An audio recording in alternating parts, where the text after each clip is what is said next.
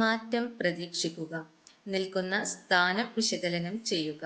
അവസരങ്ങൾ ഉപയോഗപ്പെടുത്തുക. കരു ആകാതിരിക്കുക. പകരം കളിക്കാരനാകുക. നിങ്ങളുടെ നീക്കമാണ് അടുത്തത്. പൗലോ കൊയ്ലോന്റെ വാക്കുകളാണിത്. നമുക്ക് ഒരു സ്റ്റോറി കേൾക്കാം. ഒരിക്കൽ ഒരു വനപാതയിലൂടെ ഒരു വ്യാപാരി ഒറ്റയ്ക്ക് നടന്നു പോകുകയായിരുന്നു.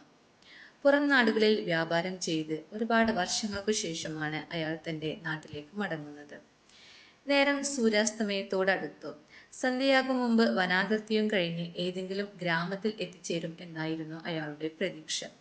എന്നാൽ ജനവാസമുള്ള ഒരു പ്രദേശത്തേക്കും എത്തുന്ന ലക്ഷണമൊന്നും കാണാതെ വ്യാപാരി ഭയന്നു വിറച്ചു. അയാൾ നടത്തത്തിന് വേഗത കൂട്ടി. ഇരുൾ എങ്ങും വ്യാപിച്ച് വനപാത കട്ടപിടിച്ച് ഇരുട്ടിലമർന്നു. അയാളുടെ നടത്തം ഓട്ടമായി. ഓട്ടത്തിനിടയിൽ ഒരു ഹിംസ്രജന്തുവിന്റെ അലർച്ച കേട്ട് അയാൾ ഞെട്ടിവിറച്ചു. സർവശക്തിയുമെടുത്ത് അയാൾ ഓട്ടം തുടർന്നു. അങ്ങനെ ഇരുട്ടിലൂടെയുള്ള ഓട്ടത്തിനിടയിൽ വ്യാപാരിക്ക് വഴിതെറ്റി. പിന്നീട് കാട്ടിലൂടെ അലഞ്ഞു തിരിഞ്ഞുള്ള ഓട്ടമായി. ചുറ്റുപാടു നിന്നും വന്യമൃഗങ്ങളുടെ അലർച്ച ഉയർന്നതോടെ എങ്ങോട്ടെന്നില്ലാതെ അയാൾ ഓടി. അങ്ങനെ ആ ഓട്ടത്തിനിടയിൽ അഗാധമായ ഒരു കൊക്കയിലേക്ക് അയാൾ പതിച്ചു. വള്ളിപ്പടർപ്പുകളും കുറ്റിച്ചെടികളും നിറഞ്ഞ ചെങ്കുത്തായ കൊക്കയിലേക്ക് അയാൾ ഉരുണ്ടു വീണുകൊണ്ടേയിരുന്നു. അങ്ങനെ താഴോട്ട് വീണുകൊണ്ടിരിക്കെ ഒരു വള്ളിയിൽ അയാൾക്ക് പിടുത്തം കിട്ടി. അതിൽ ഭദ്രമായി പിടിച്ച് അയാൾ താഴോട്ട് നോക്കി. കൊക്ക പിന്നെയും വളരെ താഴോട്ട് നീണ്ടു കിടക്കുന്നതായി ആ കൂരിരുട്ടിൽ അയാൾക്ക് തോന്നി. വള്ളിപ്പടർപ്പിൽ മുറുകെ പിടിച്ച് അയാൾ ദൈവത്തെ വിളിച്ച് പ്രാർത്ഥിച്ചു. പൊട്ടിക്കരഞ്ഞുകൊണ്ടുള്ള അയാളുടെ പ്രാർത്ഥനയ്ക്കിടയിൽ ഒരു അശരീരി അവിടെ മുഴങ്ങി. ഹേ മനുഷ്യ, ആ വള്ളിയിൽ നിന്ന് പിടിവിടുക. അയാൾ ഞെട്ടിത്തെരിച്ചു. ആരാണ് നിങ്ങൾ? ഈ വള്ളിയിൽ നിന്ന് കൈവിടുകയോ? അയാൾ ചോദിച്ചു. അശരീരി പിന്നെയും മുഴങ്ങി. ഹേ മനുഷ്യ, ദുർബലമായ വള്ളിയിൽ നിന്നും പിടിവിടൂ. അയാൾ താഴോട്ടു നോക്കി. താഴെ അഗാധമായ കൊക്ക. മരം കോച്ചുന്ന തണുപ്പ് തന്നെ വരിഞ്ഞു മുറുക്കുന്നു. നേരം പാതിരാവായി. ഈ വള്ളിയിൽ നിന്ന് പിടിവിടുകയോ? അയാൾക്ക് ചിന്തിക്കാൻ പോലും കഴിഞ്ഞില്ല. രക്ഷയുടെ ഒരു വഴിയും കാണാതെ അയാൾ പൊട്ടിക്കരഞ്ഞു. പക്ഷേ അശരീരി അപ്പോഴും മുഴങ്ങിക്കൊണ്ടിരുന്നു. എന്നാൽ വള്ളിയിൽ നിന്ന് കൈവിടാൻ അയാൾക്ക് ധൈര്യം വന്നില്ല. അങ്ങനെ അശരീരി വനത്തിലെവിടെയോ പ്രതിധ്വനിച്ച് മെല്ലെ മെല്ലെ നിലച്ചു.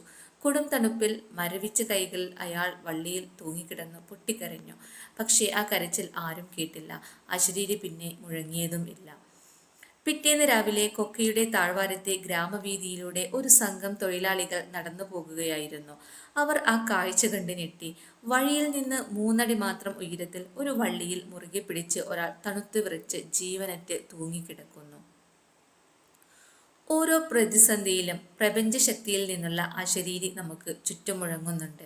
പക്ഷേ തിരിച്ചറിയാനും റിസ്ക് എടുക്കാനും പലപ്പോഴും മനുഷ്യൻ പരാജയപ്പെടുന്നു. പരിശ്രമത്തിന്റെ ഉത്തുംഗതിയിൽ വിജയത്തിന്റെ പടിവാതിലിന് മുമ്പിൽ പിടിവിടാനാവാതെ നാം മരവിച്ചു നിൽക്കുന്നു. മനസ്സിന്റെ വിളിയാളത്തിന് ഉത്തരം നൽകുമ്പോഴുള്ള റിസ്ക് ഏറ്റെടുക്കാൻ കഥയിലെ വ്യാപാരി തയ്യാറായില്ല.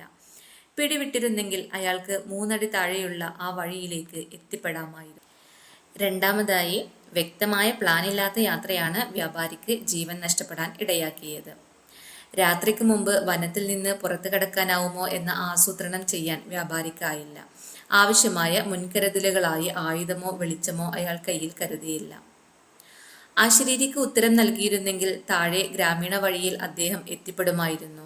വിജയങ്ങൾ പലപ്പോഴും നിലയുറപ്പിക്കുന്നത് ഇങ്ങനെയാണ്. ഇനി മുന്നോട്ട് പോകാനാവില്ലെന്ന് കരുതുന്ന പോയിന്റിന്റെ തൊട്ടടുത്തായി അത് മറഞ്ഞിരിക്കുന്നു.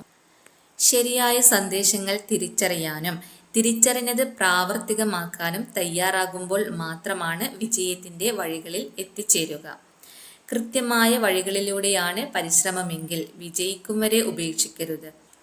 ഓരോ യാത്രയുടെയും അവസാനം വിജയത്തിന്റെ കനകവാതിൽ തുറന്നുവരും. പക്ഷേ സ്വർണ്ണഗോപുരങ്ങൾക്ക് മുന്നിൽ എത്തിപ്പെടാനുള്ള യാത്ര ദുഷ്കരമായിരിക്കും. Thank you for watching.